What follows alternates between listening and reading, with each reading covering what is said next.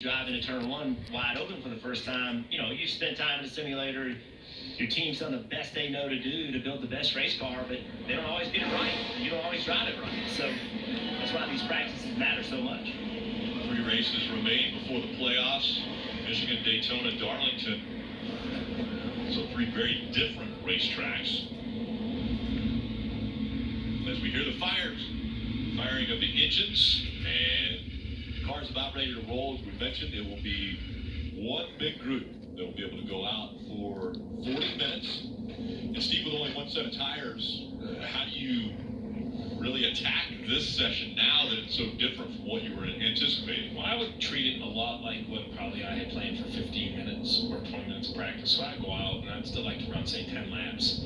The big concern is, with all the cars on the track at once, it's going to be way busier than you're used to. Now you're going to have these aero situations. So I'd like to go and run at least 10 laps. The difference is, normally you would run 10, come in, maybe make one change. Now I would come in, maybe sit 5, 10, 12 minutes, let the tires really cool down, take a little bit more time to dissect the change we're going to make, and I think that might help, picking a better read on the second run. Like I said, I would prefer to wait because the jet driver's been on the racetrack, but you just heard Phil Surgeon talk about this mist that doesn't even show on the radar. The last thing you could be is so clever that you're going to wait for the track. As you see, very few are going to take that option as the pit road is very busy. I think you have to get a few laps in. They're rolling down pit road. We'll see who's the aggressive one first. It might be Chase Elliott. Dave? I think crew chief Scott Graves might agree with Steve there. This was his word to Chris Buescher. I think it's probably about to do the same thing. It's just a very light miss to start to hit. Okay. Yeah, I think radar-wise, the best chance of the rain was on its way here about 12:50, 1 o'clock. Yeah, it's 4. They said normally we would wait around. We were thinking about doing that here, but just with the time and the weather and the way things are here, let's get you on out there. And when you talk about tracks and rain, never good anywhere, I'm not sure I can think of a worse track. I mean, this place is breathtakingly fast. It is, we might see higher speeds here or there in moments throughout the season, but when you just look at overall pace, this is it. This is the behemoth on the schedule, right? Bigger tracks, Daytona, Talladega, reduce horsepower.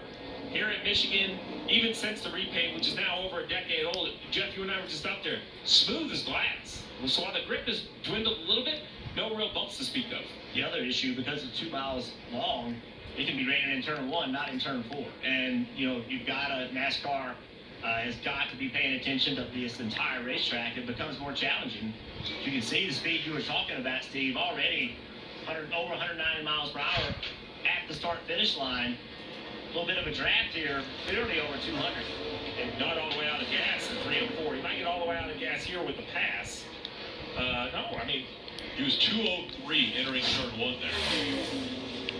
And this is what I talk about with traffic.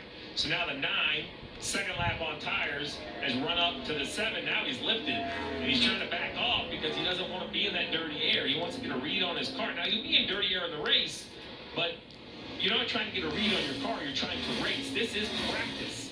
You're just trying to understand what you have. I mean, Ty Gibbs had 191 mile an hour average lap. Fast. Very, very fast here at Michigan.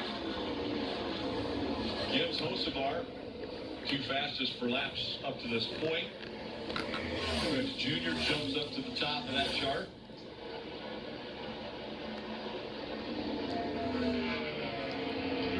We're watching Chase there, and now here's Ty Gibbs.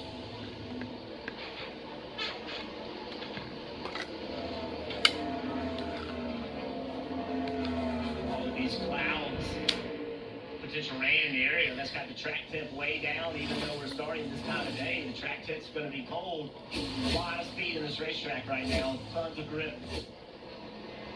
This is the type of track, Ty